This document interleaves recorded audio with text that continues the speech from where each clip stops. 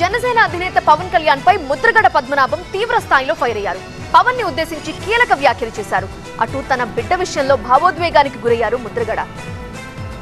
ఏపీలో ఎన్నికల heat peak stage కు చేరింది. తాజాగా పవన్ కళ్యాణ్ పై మరోసారి విరుచుకుపడ్డ ముద్రగడ పద్మనాభం పిఠాపురంలో పవన్ కళ్యాణ్ ఓటమి ఆయన కూడా తెలిసిపోయిందన్నారు. లక్షల మెజార్టీతో గెలుస్తారని చెప్పిన పవన్ కళ్యాణ్ పిఠాపురంలో వందల మంది నటీనటులతో ప్రచారం చేయించుకుంటున్నారని విమర్శించారు. హైదరాబాద్ నుంచి పవన్ కళ్యాణ్ వస్తే పిఠాపురం ప్రజలు పట్టం కట్టాలా, ఇక్కడే ఉన్న వంగా గీత కాపు కాదా అని మండిపడ్డారు. తన అమ్ముడు పోయి ఉద్యమం చేశానంటున్న పవన్ నిఖార్స్ అయిన కాపులెవరో తెలుసుకోవడానికి సిద్ధమా అంటూ సవాల్ విసిరారు. మరోవైపు కూతురు విషయంలో భావోద్వేగానికి గురైన ముద్రగడ పద్మనాభం కొంతమంది దుష్టుల వల్ల దూరం అయిపోయామని, వచ్చే జన్మలో మళ్లీ కలుసుకుందామని, అప్పటి వరకు బాగుండాలమ్మా అంటూ ఆవేదన వ్యక్తం చేశారు ముద్రగడ. 3 లక్షల మెజార్టీతో గెలుస్తుందా అని చెప్పేసి పదే పదే చెప్పుకుని ఈ రోజున చిన్న చేతగా నటీనటుల చేత ప్రచారం చేయించుకుంటున్నారు. అంటే మీ ఓటమి మీకు తెలిసిపోయింది.